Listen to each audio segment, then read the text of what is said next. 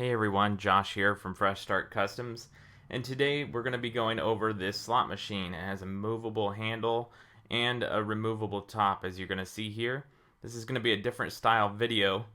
I'm going to be just doing a voiceover, and as you can see here, it is an actual storage box as well, so it could be good for like vacation funds, anything that you want to put in there. So let's go ahead. We're going to go ahead and get into this video here. And like I said, it's just going to be a voiceover video. So there may be some parts that sound a little awkward. But as you can see here, we have all the actual parts laid out. And we're going to start on the front box first. So this is the front slot box. You're just going to snap all these into place by hand. And if you need to, you can use a rubber tip hammer. This should be by hand though. It'll vary based on your size. As you can see, I got the whole box assembled here for the front. And then we're gonna go ahead and move these out of the way and snap the front into the actual front piece, the box into the front piece using a rubber tip hammer here. And now that we got that done, what we're gonna do is we're gonna assemble the handle, and you're gonna use this big circle first here. And you can actually lay these out off of it if you want to. I'm just showing you in the video how I'm assembling. Then we're using the small circle and then another large circle. And that's how it's going to fit in there. So it's going to let the handle work here. And the handle is going to go on top of all of that here. So you should have a T-pin. That's what I'm using here to push in right now. It's a little pin that looks like a T. And then you push it into the bigger circle. Like I said, if you want to, you can just use the T-pin on the handle, the big circle, and the small circle outside of the unit first to make it easier. I'm just showing you kind of how the layout is in this video here. So now that I got the T-pin into the handle and the big circle here, the first big circle, we're going to go ahead and put that into the smaller circle. And as you can see, the front, or the top, is the flat part here. So just make sure you know which way you're putting the handle on. Not that it matters, because the handle will spin 360. And it is friction fit, so you will have to tighten it from time to time. You'll see me do that throughout the video while assembling it, because hammering will loosen that up. But as you've seen, I just got that small circle on there now.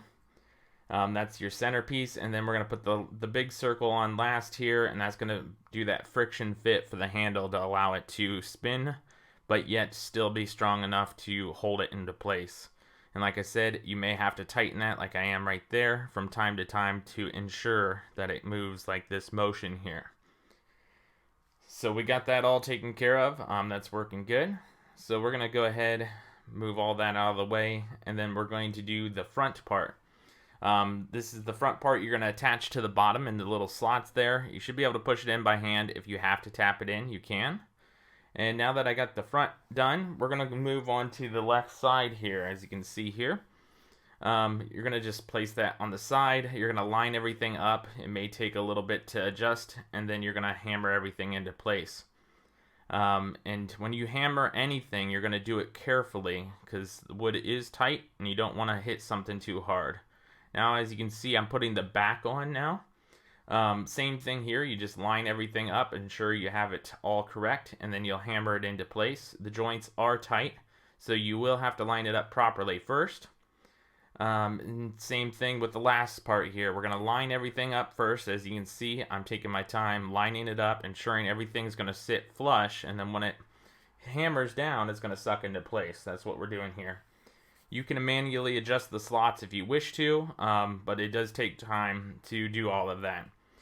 So as you can see here, I'm reaching inside to adjust that handle, like I said, because I hammered it and it was loose, and now I tightened it up again. And I'm going to tighten it just a little bit more right here, as you can see, just to be safe, after I tested the handle. And now we're going to go ahead and get the glue out, and we're going to glue this top lid together here.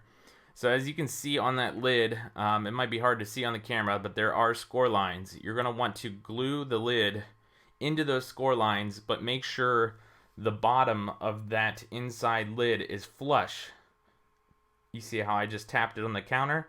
You're going to want to make sure that's flush to the very bottom edge and then still in the score lines, because if you don't do it like that, it's not going to fit properly, and you're going to wonder what's happening. You are going to have to make sure that's flush, because the bottom edge is going to sit on the front of the machine. So now we're going to go ahead and let that dry, and we're going to go ahead and move on to the front glue part. So you're going to glue the front here together.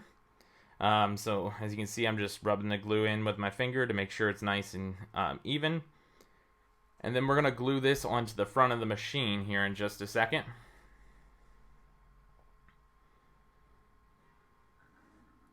And as you can see, I'm just lining that up with the reels inside, and then it should line up with the top engrave as well. So that all looks really nice there, and then we're going to go ahead and glue the other top piece on. So we'll go ahead and spread that out and then glue that on too. We'll wait for me to finish here. As you can see, I'm just putting that all together. And then you're going to let that dry for a little bit, and as you can see, I reached inside again just to tighten that handle up again, just to be safe. And you may have to do that from time to time, like I said, depending on how many people play with it. Now that we have our lid somewhat dry now, we're going to go move back to that. And I'm going to just use this little toothpick to get off any excess glue, because you don't want it to glue to the top. And then what we're going to do is flip it over, and we're going to use the pull tab, and we're going to just hammer that right into place here. And then if your glue is still a little wet, that'll help hold that into place too, because the glue will dry to those tabs underneath. So that's a benefit too. And as you can see, after I hammer here, a little bit of the glue came out, so I'm going to wipe that glue off of the top edge there with a paper towel.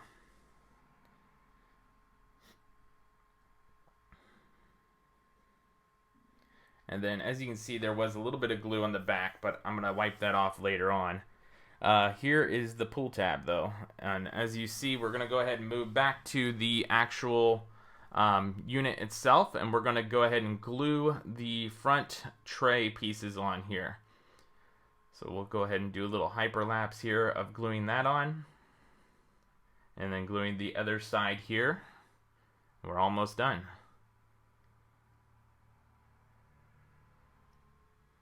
There we go. And then after you let that dry, you'll put your top on here and make sure it's the right way, so the flush part is towards the front of the machine. And then that's it. There's the back there. The whole thing is assembled. It looks really well. And you still have that movable handle there. So everything looks great. It turned out awesome. I hope you guys enjoyed the video. Just pulling the top off to show you guys. Kind of got to do it at a frontward angle too. So you're going to put the back of the machine, but the front of the lid in first. And then you're going to do the back of the lid in after to get that lid into place correctly. But there you go. I hope you guys enjoyed the video. Thanks for watching, and we'll check you guys out next time.